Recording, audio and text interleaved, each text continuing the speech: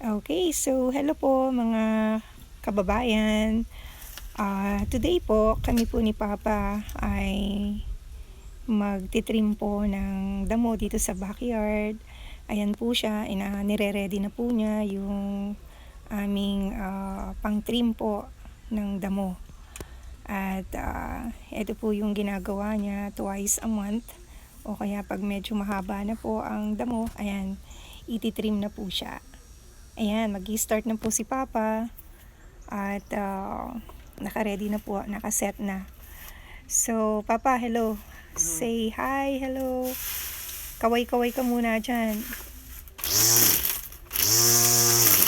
So, medyo marami na po kasing damo, mahaba na. Ayan, nandito po kami ngayon sa my backyard. At yan po yung gagawin niya. So, ilibot ko po kayo. Ito po yung pinaka-backyard namin. Marami rito yun sa likuran. At kaya makikita nyo, marami talagang mga tuyong dahon.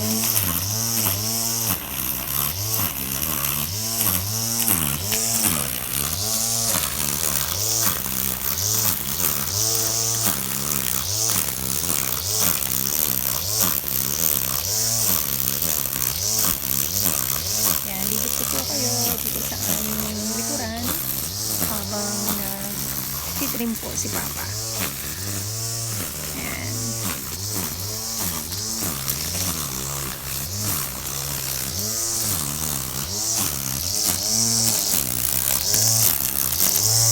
Hindi naman namin ito ginagawa madalas, at least twice a month.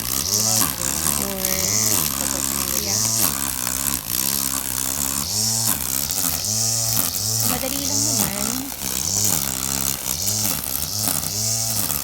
Okay, instead po na manual, ang gagawin po ni Papa,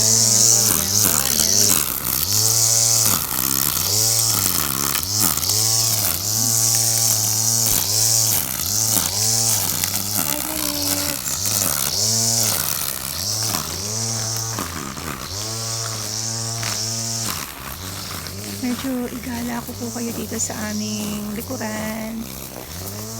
Subali dito po yung yan, pag gabi, ang daming may mga deer po na lumalabas dito. Ayan, ang daming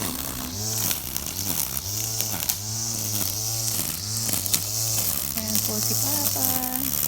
Ito yung kapitbahay namin.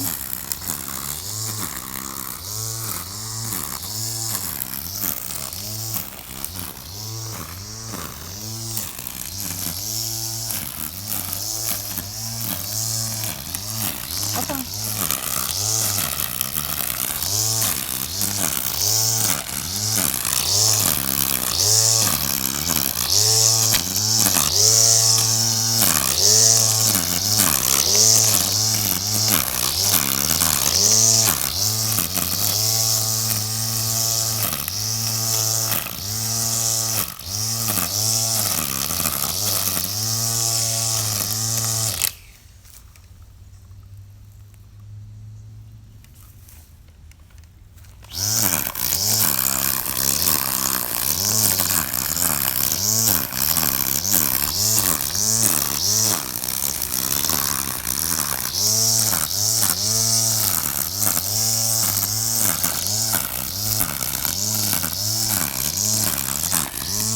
So, ayan nga po mga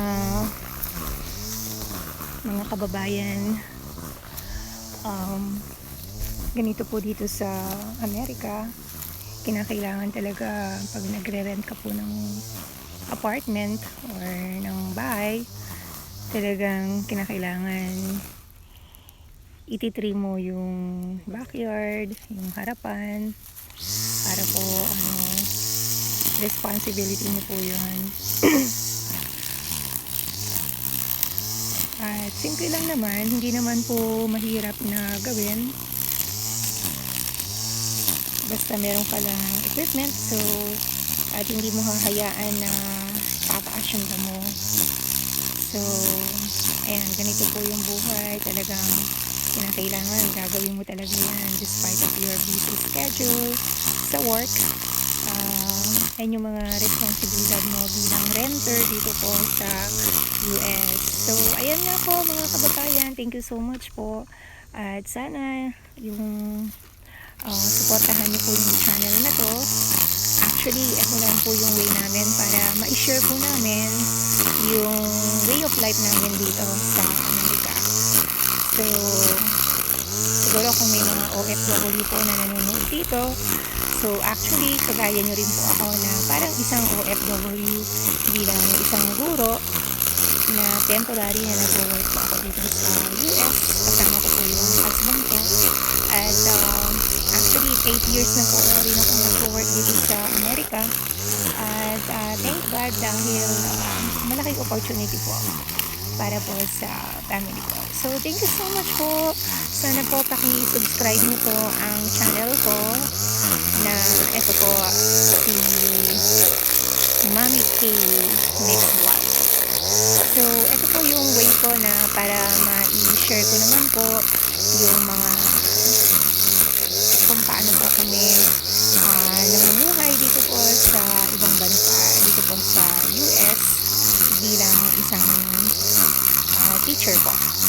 So, thank you so much po. Please like and subscribe naman po. Para naman po. So, beginner lang po pero thank you so much po sa panonood ninyo. Sobrang appreciate ko po na ayan. So, thank you po. Thank you so much po. Ayan.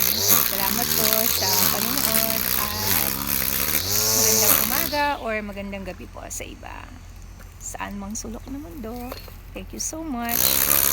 Bye po.